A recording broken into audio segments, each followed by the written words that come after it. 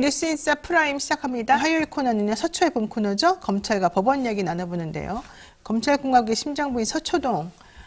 봄이 오는 건지 봄이 와도 봄인지 아닌지 잘 모르는 그런 헷갈리는 상황이 계속되고 있습니다. 본격 검찰 관찰 시사 토크 이현주 백민토 변호사 함께 해보겠습니다. 두 분 어서 오십시오. 네, 안녕하세요. 안녕하세요. 네, 지난번에 이현주 변호사님 안 나오시니까 아유 어디 갔어요 기다리는 분들이 많더라고요. 앞으로는 빠지지 마시고. 자, 법원이 우리 성주호 부장판사 MBC의 바이든 날리면 보도 관련 정정보도 해라. MBC가 무슨 말 했는지도 모르면서 바이든으로 유도했다. 막 이런 얘기를 했습니다. 이거 매우 허점이 많은 판결이고 한국 법원의 권위와 신뢰에 오점으로 남는 그런 판결이다. 이렇게 비판을 많이 받았는데요. 이 사건 뭐가 문제였을까요? 저는 그 부장판사뿐만 아니라 두배속, 자배속, 우배속까지 평생 이불킥을 해야 할 사건의 판결문이라고 생각해요. 첫 번째는 이유불비. 그러니까 판결문은 그 자체로 자기 완결적이고 딱 읽어봐서 설득이 돼야 되잖아요. 그렇죠. 그런데 음성 전문가도 바이든 날리면 판명이 안 된다라고 했는데 그렇게 말하지 않았다는 그 확실하게. 판단은 결론은 어떻게 나올 수 있는지 그렇죠. 알 수가 없고요. 그러니까 물론 뭐 박진 외교부 장관이 측근해서 들었을 것이다라고 하는 점에서 보충을 하긴 했는데 박진 외교부 장관은 원고지 않습니까? 네. 그러면은 그 신빙성을 크게 부여할 수 없거든요. 이 소송을 낸 사람의 말을 그 주장과 외교부에서 원고로 증명이 아니라 주장과 다름이 없는데. 그렇죠. 그리고 두 번째는 입증 책임.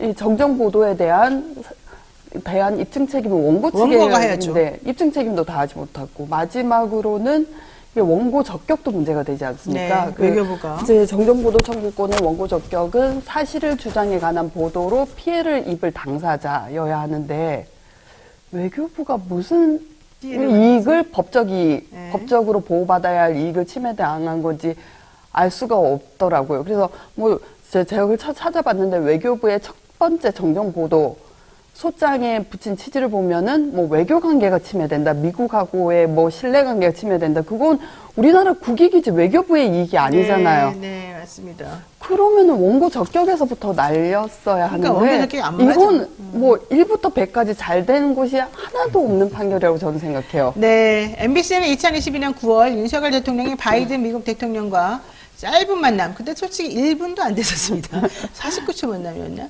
어쨌든 그런 짧은 만남 하면서 1억 달러 원조하겠다 이런 얘기를 하고 미국 뉴욕 회의장을 떠나면서 국회에서 이 XX들이 승인 안 해주면 바이든은 쪽팔려서 어떡하냐라고 발언했다고 보도를 했는데 여기서 말하는 이 XX는 잘 들린다.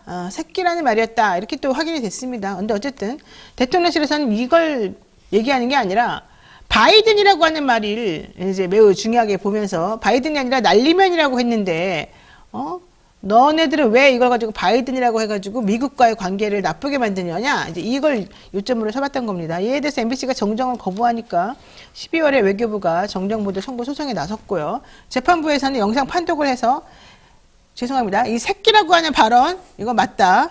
쪽팔려서도 정확히 들린다. 다만 바이든인지 날리면인지는 판독이 불가능하다 이런 걸 받았습니다. 근데 솔직히 안 맞는 게 바이든하고 날리면은요 이 발음 구조상 이게 국의 의미냐 파열 의미냐 파생 의미 이거 따라서 솔직히 명확히 들립니다. 이거를 안 들린다고 판단한 저는 그 감정 전문가가 솔직히 양심에 좀 꺼려야 되고 양심이 좀 없어가지고 아예 그냥 감정하는 거를 그만둬야 된다고 생각해요. 솔직히 그게 왜 판독 불가인지 이해가 안 가거든요. 왜냐면 우리나라 국민들 전체 대다수가 많이 그렇게 다 들었어요. 그러면은 그 사람들 귀는 다 바보라는 건가? 또 이 발음이나 이런 것들은 맥락을 봐야 되거든요. 앞에서부터 쭉 흘러가는 자연스러운 말의 흐름이나 여기서 날리면이 더 자연스럽겠냐? 바이든이 자연스럽겠냐? 대통령이 비속어를 쓴 것도 문제지만 거짓말한 게 문제다. 그러면 그 부분을 집중 얘기해야 되는 거지. 명확히 들리는 거를 마치 부끄럽게도 안 들린다 이런 식으로 해가지고 그래놓고 또 원고가 원하는 방향으로 판결문을 써야 되니까 이렇게 말도 안 되는 내용이 허술한 논리가 안 맞는 그런 판결까지 나오게 만들어서 저는 이게 매우 창피스러운 일이었다 이렇게 생각합니다. 예, 바이든 씨가 우리나라에서는 날리면 씨가 되었어요. 네. 윤 대통령이 바이든 발언을 다른 데서 여러 번 한 것을 비교해서 보여주는 것도 제가 봤거든요. 그렇죠. 이게 이 판결의 문제점에 대해서 이현주 변호사님이 말씀해 주셨지만 제 주변에서도 많은 법조인들이 이해할 수 없다라는 네. 반응이 많고 오죽하면 인공지능 판사가 판결하는 것이 그래, 낫겠다라는 맞아요. 말도 나오고 있어요. 저는 법원이 이런 판결을 내린 이유가 판사도 정권 눈치를 본다고 하지 않을 수가 없다라는 생각이 들어요. 이번 정부의 한동훈 법무부 장관 시절에 판사들에 대해서까지도 법무부가 인사 검증을 하게 됐잖아요. 그럼 이 정권이 밉보이면은 판사들이 해먹겠는데 이런 생각을 하지 않겠습니까? 그런 가운데서 이제 이런 판결이 나온 것 같고 특히나 그 방송 장악이 심각해지고 있는 시기에 법원이 이렇게 방송의 자유를 보호해주지 않은 것은 심각한 문제가 네. 있다라는 생각이 들고 자꾸 이렇게 언론이 위축되는데 저희 유튜브를 보시는 구독자들이 더 많아지셔야 될 것 같다. 네, 맞습니다. 네, 생각도 듭니다. 근데 문제는 전 이거예요. 사실은 이 성주호 부장판사는 1962년생이고 연수원 19기예요. 그리고 이미 본인 스스로 오래전에 난 더 이상 승진에는 미련을 버렸다라고 했습니다. 이건 제가 직접 들은 얘기예요. 제가 개인적으로 알아가지고 10년 전에 이분은 왜냐하면 고대 나오셨는데 그냥 재판 약간 보수적인 성향이에요. 이분 자체가 원래. 그리고 다른 사람을 잘 안 듣고 본인의 소신을 가지고 하는 그런 사람인데 아까 우리 백 변호사님이 사법부가 이제 위에 권력이 눈치를 본 거 아니냐 이렇게 생각하시고 말씀하셨는데 사실 그거보다는 본인의 소신으로 나는 이쪽에 좀 손을 들어줘야 된다라고 한 거 아닌가. 왜냐하면 이분은 이미 정년퇴직을 얼마 안 남겨놨고요. 여기서 더 이상 올라갈 수도 내려갈 수도 없어요. 이분은 계속 이 동네에서만 움직이던 분이에요. 남부지방법원에 처음에 초임으로 들어가가지고 계속해서 의정부까지 간 게 아마 가장 멀리 간 걸 거예요. 그래서 예. 그래서 MBC가 답변서, 준비서면 등에서 이걸 우리가 독단적으로 보도한 것이 아니다. 네. 풀 기자단, 100명 이상의 기자가 모인 방에서 다 들어봤죠. 예, 이게 네.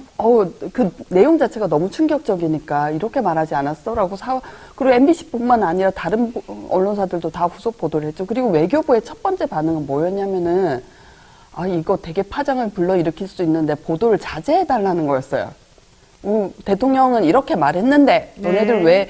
왜 이렇게 보도를 하느냐가 아니라 외교 관계를 감안해서 보도를 자제해달라는 요청을 하고 거기에 세부적인 것들을 냈는데 하나도 기등으로 듣지는 않았다는 거죠.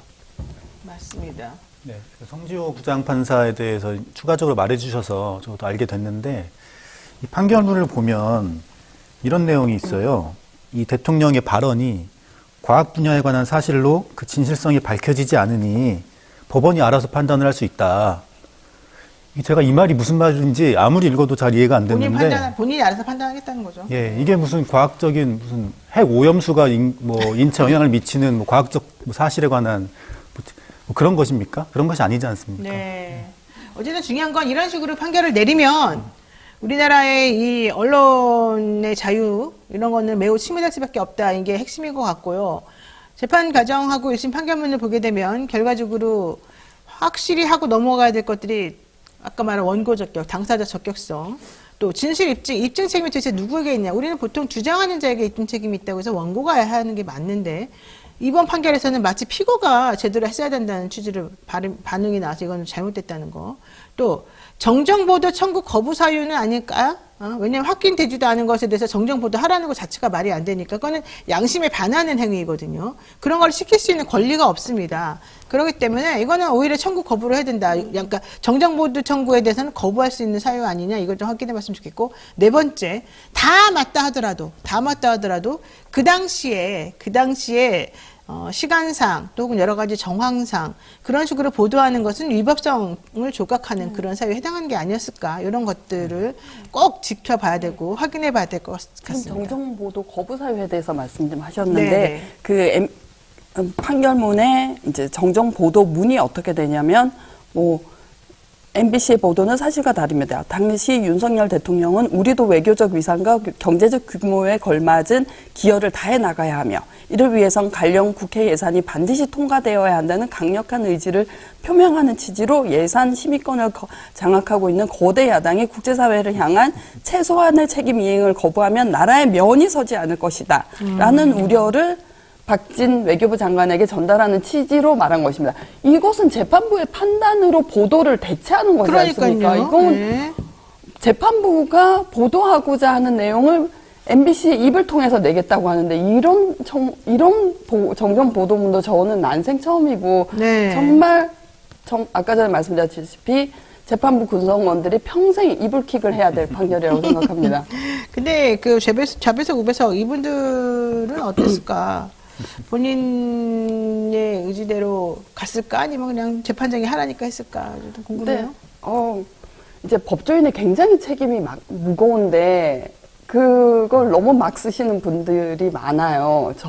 사실은 법정에서는 변호사들한테는 보이죠. 근데 판사들은 자기 언행이 당사자들에게, 변호인에게 어떻게 비춰지는지를 고려를 안 하시더라고요. 그렇죠. 마치 잘 이 정권이 모르거든요. 막 나가는 것처럼. 저는 저의 개인적인 경우를 두 개를 말씀드리면, 원고가 그 대형 교회 신도였는데 부장판사가 신도인 것 같아요. 오늘의 교회 신도들이 이 사건 판결을 다 지켜보고 있습니다. 제가 피고였는데, 피고들은 제가 요청한 사항에 대해서 충실히 답변하시죠. 너무 황당하잖아요. 그걸 판사가 그렇게 말해요? 예. 오늘의 교회 신도들이 바라보고 있다고 그러면서? 예.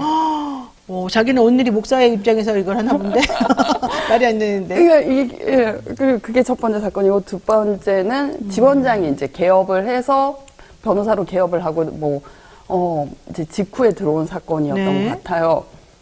판사가 그 건의에 대한 두려움 때문에 얼마 전까지도 지원장이었으니까 여전히 변호사로 들어와도 지원장이니까 엄청나게 그 불합리하게 부당하게 누가 보더라도 저 변호사님 왜 저러나라는 식으로 증인을 몰아가는 신문을 하면서 증인을 추궁하는 그럼 안 되는데. 하는데 제지를 안 해줘? 제지를 못 하더라고요. 그래서 제지를 못 하고 그 변호사 분이 너무 이제 답답하니까 자기가 원하는 대로 증인의 입에서 원하는 말이 안 나오니까 본인이 답을 말해버려. 재판장인 것처럼 휴정을 외쳐요. 자, 10분간 휴정하겠습니다. 판사들이 그냥 퇴정을 해요. 어머, 말이 되나? 그러니까 이게 우리가 언제적 일이에요, 도대체? 공정하다는 재판의 이면, 그러니까 변호사들이 그 실무에서 느끼는 건 전혀 다르다는 걸 보시면 이 판결에 대해서도 어떤 감각으로 보셔야 할지 이해가 될 겁니다. 야, 상당히 실망스럽습니다. 변호사님도 그런 경험이 있나요? 저는 아직 연차가 짧지만 이 성지호 판사가 작년 7월에 재판 진행하면서부터 이미 이런 말을 했다고 합니다. 여러 번 들어봐도 무슨 말인지 모르겠고 보통 사람이 보통 소리로 들었을 때 이 내용이 무엇인지 구분되지 않는 건 명확하다. 이미 이렇게 재판을 진행을 했을 때부터 결론이 예정된 것이 아닌가 생각은 듭니다. 그래요. 이게 재판장의 성향에 따라서 객관적 진실이 이렇게도 됐다가 저렇게도 됐다가 할 수 있다는 것 자체가 매우 충격이다. 이런 말씀 드릴 수밖에 없겠습니다. 지난주에 고 이성균 배우 사망 사건에 대한 진상규명을 위해서 뜻을 모은 대중문화예술인들의 성명이 발표가 있었습니다. 피의 사실 공표 문제에 대해서 국회에 의견을 전달한다 이건데요. 결과적으로는 함부로 좀 떠들지 말아라. 아무것도 밝혀진 것이 없는 상황에서 왜 니네 수사하는 사람들이 그 피의자라고 낙인 찍고 망신 주고 함부로 이 사람의 여러 가지 치부를 드러내고 확인 안 된 상황이 마치 사실인 것처럼 그렇게 만들어 버리느냐. 요 얘기입니다. 결국 이걸 우리가 정확히 말해보면 이성균 방지법이라고 이제 말을 할 수 있겠는데요. 이성균 방지법이 국회에서 과연 추진될 수 있겠느냐. 여기서 핵심 쟁점은 뭐냐. 이걸 좀 물어보고 싶어요. 우리 이현주 변호사님. 사실 이게 법령에 이런 게 피의사실 공표 제도 이미 형법에 들어가 있고 그리고 인권수사에 관한 지침이라고 검찰도 있습니다. 그걸 안 지키는 것이 문제지 새로운 법령을 만드는 것이 정말 관건인가라는 회의적인 감각을 저는 갖고 있어요. 네. 제 생각에 어떻게 보면 이 법 개정 이미 늦었죠. 사실 작년부터 민주당이 피의사실 공표죄 개정안을 당론으로 추진하겠다라고 네. 해왔었는데 당시에 이재명 당대표에 대한 무차별적인 피의사실 공표가 행해지던 시기였고 엄청나죠. 그러다 보니 아마도 방탄국회라는 말을 안 들으려고 그런 입법 시도를 멈춘 것 같은데요. 네. 당시 어느 정도 법안까지 나와 있는 상태였습니다. 특히 이제 공표만이 아니라 유출이나 누설되는 것까지 처벌해야 된다. 그리고 이게 수사기관이 스스로 이 죄를 적용하지 않으니까 법원을 통해서 통제를 해보자라는 것이 핵심 아이디어가 있었는데, 이제 만약에 피의 사실이 언론에 유출이 되면 해당 피의자가 법원에 그 피의 사실을 삭제하고 공표를 금지하게 해주세요. 법원에 청구를 하게 하자는 겁니다. 그러면 법원이 그 내용이 타당하면 심사를 거쳐서 언론에 올라간 피의 사실들을 이제 삭제하게 하고 공표를 금지해라. 명령을 할 수 있게 하자. 이런 방안이 네. 얘기가 됐고, 또 그렇게 언론에 불법하게 유출된 증거는 재판 때 증거로 사용을 못하게 하자. 네. 위법 증거로 봐서요. 그런 얘기들도 이미 나와 있었거든요. 저는 이 피의사실 공표죄를 개정을 한다면 단기적으로는 처벌되는 범위 그리고 뭐 안 되는 범위 이걸 좀 명확히 하고, 이게 누가 수사를 하든 다 적용될 수 있는 수사 절차에 관한 법이 마련될 필요가 있다. 네. 그런 생각이 듭니다. 또 한 가지만 덧붙이자면 언론사의 책임도 말을 해야 될 것 같은데, 이번 국회에서 의원직 상실하셨지만 최강욱 의원이 발의하셨던 법 중에 이런 게 있습니다. 가짜 뉴스를 보도한 언론사에 대해서는 그 매출액에 상응하는 만큼의 징벌적인 배상을 매기자라는 법이 있었는데요. 이제 이렇게 어떤 고인이 네. 사망까지 하는 이러한 어떤 문제 있는 보도가 있을 경우에는 이제 그런 언론사가 이제 매출액에 상응하는 만큼의 징벌배상을 하는 제도가 도입돼야 될 필요도 있다. 네. 이런 말씀도 좀 드리고 싶습니다. 알겠습니다. 자, 지난 9일 더불어민주당 등 야당 주도로 이태원 특별법이 국회를 통과했는데요. 여당과 윤석열 대통령이 거부할 것이다. 이제 이런 얘기가 당연히 나옵니다. 이번에 9번째 거부권 행사가 되겠죠. 만약에 하게 되면. 이거 거부권 행사하겠죠. 당연하죠. 저희 이상민 그 행안부 장관에 대해서 탄핵도 이제 저지가 된 상황이고, 결국은 책임 추궁에 관해서 진상 규명하면은 용산으로 집무실을 옮기 네. 그 윤 대통령으로 향하게 될 거라는 공포가 있을 거라고 저는 생각해요. 네. 결국 왜 경찰이 사실 우리가 지금 의혹으로 갖고 있는 거, 그때 이제 마치 이제 어장에서 물고기를 건져내는 것처럼 마약 수사를 위한 의도적 방치가 아니었는가 하는 우리의 의심이 있고, 그리고 그 경찰 치안력을 동원하지 못한 거, 그리고 예전에도 동일한 시기에 동일한 행사가 있어서 매뉴얼화 돼 있었는데 이걸 왜 이행을 못했느냐라고 하면은 결국 정권에 부담이 되니까 당연히 거부하겠죠. 그러면 이제 경찰권의 공백에 생기게 만든 당시 이제 용산 집무실 주변에 시위가 있어서 근로 경찰력이 치중됐다는 얘기도 있지 않습니까? 그래서 이 모든 것이 단지 경찰이 아니라 용산을 향하게 돼 있기 때문에 거부할 거라고 생각합니다. 아니 근데 거부할 것 같아요. 그리고 대통령 성향상 거부하고 싶겠죠. 근데 너무 많이 거부를 해가지고 이것까지 거부하면 진짜 문제다 해가지고, 사실은 거부권 행사에 대해서 여당에서도 대통령에게 조언하지 않겠다 뭐 이런 얘기는 있었는데, 결국은 거부권 행사하라는 쪽으로 지금 얘기가 나온 게 난 더 웃기다는 거예요. 솔직히 말해서. 그렇지 않아요? 예, 그러한 연기를 슬슬 피워 올리고 있는데, 그런 연기 피우다가 자기 집이 다 타게 이제 생겼으니까 그러는 것 같은데요. 아니 게다가 이번에 올라간 이태원 특별법이 원래 김진표 의장 요구대로 수정이 돼버리면서 많이 좀 웃기게 됐어요. 그런데도 이걸 안 받아들인다는 건 이상하잖아요. 예. 그럼에도 거부권이 행사되면 유가족들이 거부권 저지 투쟁에 나설 것이고요. 제가 이제 민변에서 이태원 참사 대응 TF 활동도 하고 있는데, 이 참사 일어난 지 1년 3개월 만에 특별법이 통과가 된 겁니다. 이 법을 통과시키기 위해서 유가족분들이 삼보일배를 하시고 오체투지를 하는 그런 모습들을 많은 분들이 안타까운 마음으로 보셨을 것 같습니다.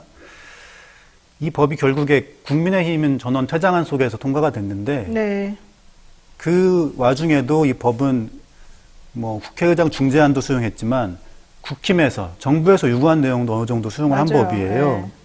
사실 이 법이 어느 정도 세월호 특별법과 비슷한 취지인데, 참사가 왜 일어났는지 책임을 독립적으로 규명을 해보자. 그리고 또 피해자들에게 어떤 생활지원금 같은 것을 지원해서 피해 회복을 시키자. 그리고 추모위원회를 만들어서 추모 공간도 만들고, 이 이태원 피해 지역에 다시 사람들이 찾아올 수 있게 공동체를 회복시키자. 이런 취지가 있는 법인데요. 여기에 대해서 국민의힘 쪽은 무슨 조사가 더 필요하냐, 그냥 피해자들에게 돈만 주고 끝내겠다라는 입장이었어요. 그러다가 결국에는 이 법이 통과될 것 같으니까 협상에 나오면서 그러면 특조위 설치 반대하지 않을 테니 특조위원장을 우리가 원하는 사람으로 앉히고 싶다라는 네. 얘기를 했고, 제가 들은 바로는 국민의힘에서는 그 특조위원장을 대통령이 임명하게 하자라는 걸 일차적으로 제안했다고 해요.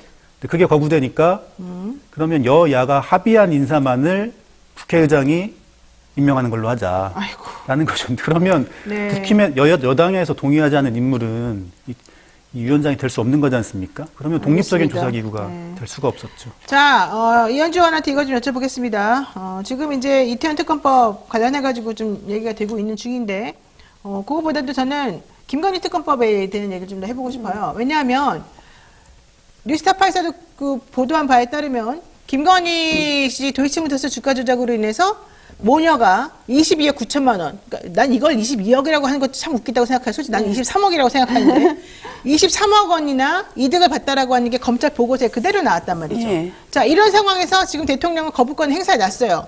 이게 안 맞는 거 아닙니까? 이렇게 본인은 오로지 통장을 빌려줬을 뿐이라 그러는데 본인은 어떻게 23억이나 이득을 보는데 그게 통장을 빌려준 사람이라고 할 수가 있겠어요. 근데 이런 상황인데도 거부권 행사하고 이게 맞아요?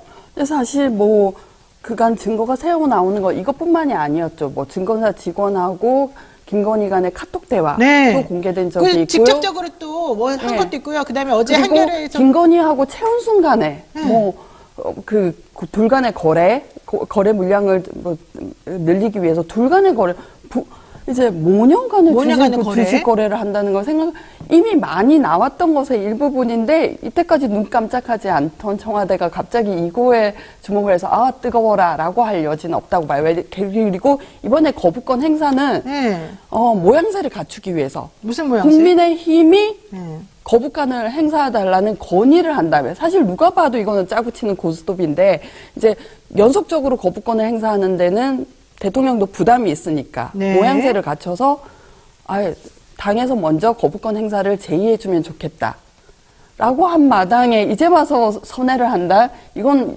뭐 이제 거의 자백이나 다름없기 때문에 안 할 거라고 태도를 바꾸는 일은 없을 거라고 저는 생각해요. 그러니까 그렇게밖에 못하겠지만 그 말이 안 되는 게 한겨레에서 단독으로 내놓은 그 보도에 따르면 지금 공소시효가 살아있는 도이치모터스 주가 조작 2차 시세 조정 관련해서 제일 주범으로 보이는 사람이 김아무개라는 사람이 있습니다. 이 김아무개라는 사람은 1심에서 징역형을 선고받았거든요.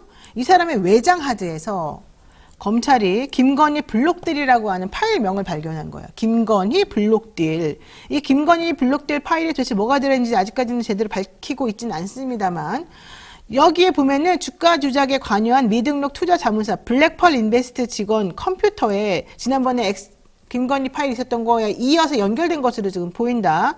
김여사 파일이 발견되면서 결과론적으로는 23억이라고 이득을 봤다라고 하는 검찰의 또 인정과 맞물리게 되면 결과적으로 김건희 씨는 주범이라고밖에 볼 수가 없는 거란 말이에요. 근데도 그거를 제대로 안 하고 뭐 1년 동안 해도 아무것도 안 나왔으니 깨끗하네 어쩌네 이런 소리를 자꾸 해대니까 특검을 올리는 건데 근데 대통령이 지금 이번에 특검 거부권 행사하고 이게 명분이 하나도 없는 거잖아요. 그렇죠. 근데도 계속해서 이런 일을 할까요? 결국 이런 분위기 속에서 재투표에 들어가면 다시 통과될 여지도 상당히 있지 않는가 그렇게 봅니다. 통과시켜야 되는 거 아닙니까? 네. 그 주가 조작의 전형적인 형태이기는 해요. 이렇게 힘 있는 사람을 끼워서 돈을 빌려주면 당연히 수사가 빠그러지지. 중간에 중도에 저지될 수밖에 없거든요. 그래서 사실은 뭐 고위 법조인, 검사장이라든지 법원장이라든지 퇴임하시고 나면 그분들의 돈을 빌려주겠다는 걸로 참여시키고 그래서 이제 서로 공범이 되는 거죠. 그런 구조하고 그래서 막 야구, 뭐 스포츠 스타라든지 탤런트라든지 이런 뭐 고위 법조인이었던 사람들을 많이 이용해요. 그러니까 서로 공생인 거죠.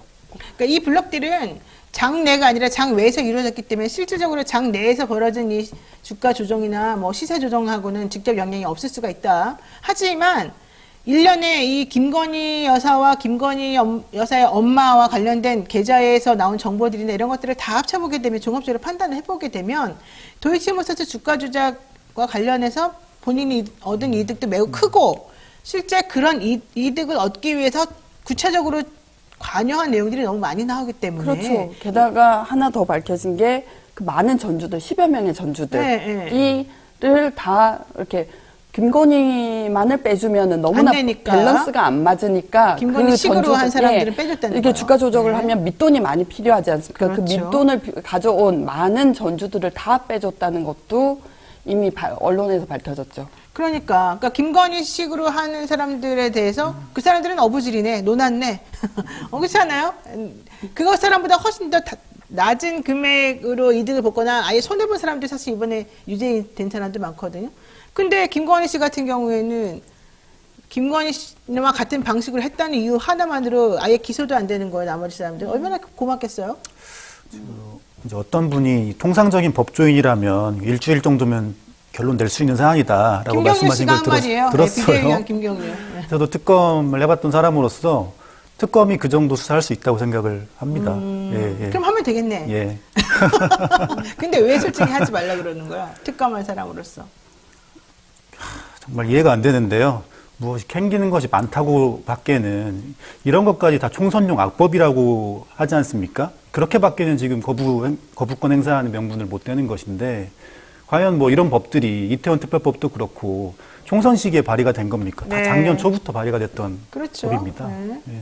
이현주 변호사님, 검사들은 솔직히 특검 싫어하잖아요. 우리가 더 잘하는데 뭐 특검이야 이러잖아요. 그렇죠. 게다가 자기네들이 은폐하고 묵혀놨던 수사들 드러날까 봐 저쪽에서 싫은 하면 거죠. 결국은 자기네들도 직무유기, 뭐 직권남용 이런 것들이 근데 문제되니까. 이성윤 검사가 네. 나는 제발 특검 했으면 좋겠다. 나를 특검으로 해달라. 지금 이러잖아요. 이건 어떻게 봐야 됩니까? 글쎄요. 그건 또 다른 그 정치적 공격을 받을 수 있기 때문에 그분은 이제 뭐 그건 너무 한계친 것 같아. 김학의 불법 출금 뭐 의혹 뭐 이러면서 기소도 됐고 네. 이제 그 문재인 대통령하고 같은 경희대 출신이라는 이유로 등용돼서 뭐 특혜를 누렸다 이런 것들 또 물론 사실이 아니라 그렇게 공격을 받았고 그렇기 그렇죠. 때문에 그 문재인 정부하고 연결성 때문에 좀 정치적 공격을 많이 받을 수 있어서 저는 합당한 선택은 아닌 것 같아요. 근데 어쨌든 본인은 그렇게 하고 싶다는 거예요. 왜 그러는 거예요? 그러면 일단 첫 번째 하면 잘할까요? 이성윤 일단은 검사장이 예. 서울중앙지검장 있을 네, 때 네. 이 주가 조작 사건 본체를 수사를 했잖아요. 네. 그렇죠. 그 한계가 있는 속에서도 그렇기 때문에 본인이 하면은 엄청 잘할 것 같은데 나는. 결론 낼 수 있다라는 네, 생각이 네, 있으셔서 그러신 것 같긴 해요. 아니 그리고 그분도 검사로서 뼈가 굵어가지고 이 모든 수사 기법이 다 안단 말이지. 내부적으로 어떻게 돌아가는지 알고. 그렇죠. 하면 중앙지검장 좋을 것 시절에 그 밑에서 이 사건이 돌아가고 있었으니까 뭐 보고를 받았어도 받았을 테고. 근데 그분 주장은 이거예요. 나를 특별검사로 임명하는 기적이 벌어진다면. 그러니까 그렇게 안 될 거라는 거잖아요, 지금. 대통령이 이분을 특별검사로 임명해 주진 않겠지. 네. 그러면 어떻게 해야지 이게 사실이 드러나고 실체가 밝혀질까요? 일단은 이제 뭐 저는 인간이 공정하다는 것에 의심을 갖고 있기 때문에 그러니까 공명심이 높은 그러니까 그 자기 인지도를 높이고 싶고 유명해지기는 그런 수사 능력 있는 뭐 사람을 쓴다면 이거 뭐 사실 수사 난이도가 굉장히 높은 사건은 아니고 아니에요. 이 사건 정말 쉬운 사건이에요. 이미 검찰이 확보한 증거만 잘 추려놔도 증거. 아니 그리고 유죄가 나왔잖아, 지금 재판에서. 예, 담이 큰 사람. 나는 이거 뭐 외압받지 않고 가겠다라는 이한주 검사 어때? 담이 큰 사람을 고르면 뭐 예. 그러니까 결국 그 이제 특검 자체가 수사를 해야 되는 게 아니라 밑에 사람들을 보호해주면 울타리 역할을 해주면 되는 거잖아요. 그러니까 할 수 있겠어요? 왜? 할 수 있겠어요? 하고 싶어요? 근데 이건 정말 어떤 말씀을 드리냐면은 제가 그 어느 검사한테 들은 말인데 이 검사가 주가 조작단의 그 통화 목록 리스트를 막 빼보니까 유난히 최근에 자주 통화한 사람이 있는 거예요. 수사를 앞두고. 그래서 전화를 했더니 검사장 출신의 변호사? 대법관을 했던 분이 전화를 받으면서 안대희 말하는 거야? 전화를 받으면서 자네 내가 누군 줄 알고 전화했나? 그 무슨 뜻이에요? 그러니까 이게 주가 조작단이 보험으로 그런 사람들을 엮고 들어간다는 거죠. 그래서 수사가 안 되는 거죠. 이게 그러니까 뭐 변호인 선임 신고서를 내지 않는 숨은 변호인이 있고 그렇기 때문에 왜 수사가 어려워서 안 되는 게 아니라 그런 힘 때문에 수사가 안 된다는 걸 말씀드리고 싶었어요. 이제 제가 특검에 있을 때 그래도 그 그때 특검이 어디까지 수사할 수 있을지를 좌면우고하지 않고 할 수 있었던 것은 당시에 촛불을 든 시민들의 힘 때문이라고 생각을 그렇죠. 하거든요. 그래서 이번에도 이 유튜브를 보시는 분들의 그런 큰 지지와 힘 이런 것들이 있으면 뭐 어떤 분이 특검이 되시든 뭐 수사할 수 있지 않을까 그렇게 뭐 희망을 해봅니다. 결론적으로 이성윤 검사는 특검이 안 될 것이다. 말할 필요도 없다. 지금 두 분의 말 들어보니 그런 이유인 것 같습니다. 어쨌든 그럼에도 불구하고 지금 드러나는 여러 가지 정황이나 증거들을 살펴보게 되면 특검 제대로 이루어진 게 맞고 대통령이 특검과 관련한 거부권 행사 이렇게 막 하면 안 된다. 이태원 특검법도 마찬가지이고 직권남용의 소지가 정말 충분히 다분히 있는 것 같다. 이런 얘기인 것 같습니다. 네, 오늘 여기까지 해야 될 것 같습니다. 뉴스인사 프라임. 자, 여러분들 어떠셨는지 댓글 남겨주시고요. 다시 보기 가능하니까 나중에 확인해 주시기 바랍니다. 저는 내일 아침 다시 찾아뵙겠습니다. 두 분 오늘 말씀 고맙습니다. 수고하셨습니다.